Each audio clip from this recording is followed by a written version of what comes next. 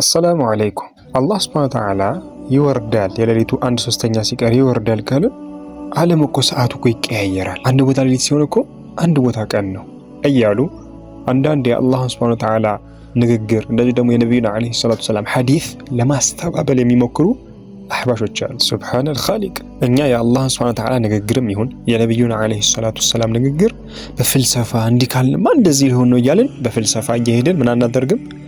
ይህ ሐዲስ ነቢዩ ዓለይሂ ሰላቱ ወሰላም ይወርዳል አላህ ብሎ የነገሩን ሐዲስ እንግዲህ ሙስሊም 758ኛ ሐዲሳቸው ላይ እንደዚህ ደግሞ ቡኻሪ 1145ኛ ሐዲሳቸው ላይ ያስቀመጡት ነው። ሙተፈቁን ዐለይሂ ቡኻሪና ሙስሊም የዘገቡት ሐዲስ ነው። አቢ ሁረይራ ረዲየላሁ ዐንሁ የተያዘ ሐዲስ ነው። ሐዲሱ ነስ ምን ይላል? የንዚሉ ረቡና ተባረከ ወተዓላ የንዚሉ ይወርዳል ረቡና ጌታችን ቀጥታ ይሄ ነው። ተባረከ ወተዓላ አላህ ሱብሓነሁ ወተዓላ ይወርዳል ኩለ ሌሊቲን በእያንዳንዱ ሌሊት ኢለስ ሰማይ ዱንያ ኢለስ ሰማይ ዱንያ ለዱንያ ቅርብ ወደ ሆነችው ሰማይ አላህ ይወርዳል አሉ ነብዩ አለይሂ ሰላቱ ወሰላም። ሂነ የብቃ ሱሉሱል ለይሊል አኺር የመጨረሻው እንግዲህ 1/3ኛው ሲቀር የቁሉ እንደዚህ ይላል። አያችሁ መየድዑኒ ማን ነው የሚጠራኝ? ፈአስተጂበ ለሁ እሺ የምለው መልስ የምሰጠው። ወመን የስአልኒ ፈኡዕጢየሁ ማን ነው የሚጠይቀኝ የምሰጠው ይላል አላህ። መን የስተግፊሩኒ ማን ነው ማህርታ የሚለምነኝ? ፈአግፊረ ለሁ የምምረው ይላል አላህ ሱብሓነሁ ወተዓላ። ተመልከቱ ይህ ሐዲስ እንግዲህ እንደነገርኳችሁ ሙተፈቅ ዐለይሂ ቡኻሪና ሙስሊም የተስማሙበት ሐዲስ ነው። ይህን ሐዲስ እኛ አህለ ሱነቲ ወልጀማዓ እናምናለን እንቀበል ነው አይደለ? ይህንን ሐዲስ ወይ ደግሞ አላህ ሱብሓነሁ ወተዓላ እንደሚወርድ ሰለፎች ያረጋገጡ አለ ወይ? አዎ አሉ። ምሳሌ ኢብኑ ጀሪር አጠበሪ ታላቁ ሙፈሲርን እንመልከታቸው። እንግዲህ ታላቁ ሙፈሲር ኢብኑ ጀሪር አጠበሪ ሰለፍ ናቸው። ታላቅ እንግዲህ ሰለፍ ናቸው። ታላቅ ዓሊም ናቸው። ምን ይላሉ እሳቸው? ኪታብ ተፍሲር ፊ መዓሉሚ ዲን የተሰኘ ኪታባቸው ላይ ምን ይላሉ? ወአነሁ የህቢጡ አላህ ሱብሓነሁ ወተዓላ ይወርዳል ኩለ ሌሊቲን በእያንዳንዱ ሌሊት ባቸው አይደለ?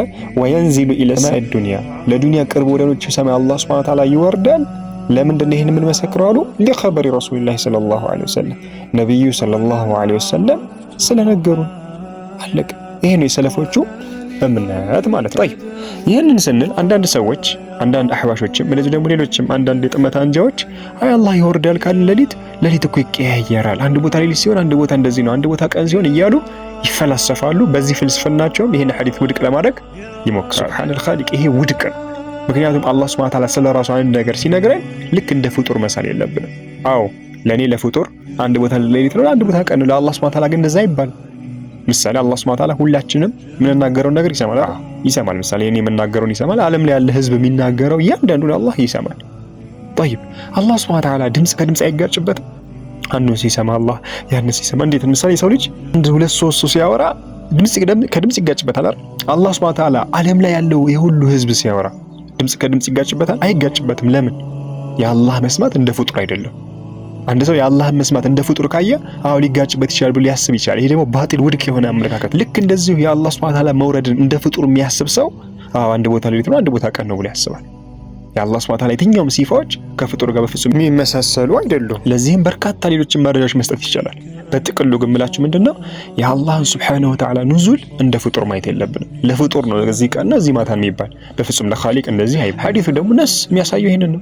ሐዲሱ መየስአሊ ፈኡዕጢየሁ ማን ነው የሚጠይቀኝ የምሰጠው ማለት የሚችላል ከአላህ ውጪ የለም። አሁን አንዳንዶች የሚወርደው መላኢካ ነው አሉ። መላኢካ ማን ነው የሚጠይቀኝ የምሰጠው ማን ነው ማረኝ የሚለኝ የምመረው ማለት ይችላል? ላ ወላሂ በፍጹም አይችልም። ስለዚህ የሚወርደው አላህ ሱብሓነሁ ወተዓላ ነው። ነገር እንዴት ነው የሚወርደው? አላህ ይወቀው ከይፍያው። ግልጽ ነው አይደለ? አላህ ይወቀው ከይፍያውን። ሐዲሱን ግን እንደመጣ እናጸድቃለን። የግል ፍልስፍናችን እያስገባን የነቢዩን ሐዲስ ውድቅ የምናደርግ ሰዎች አይደለንም። هذا والله أعلم.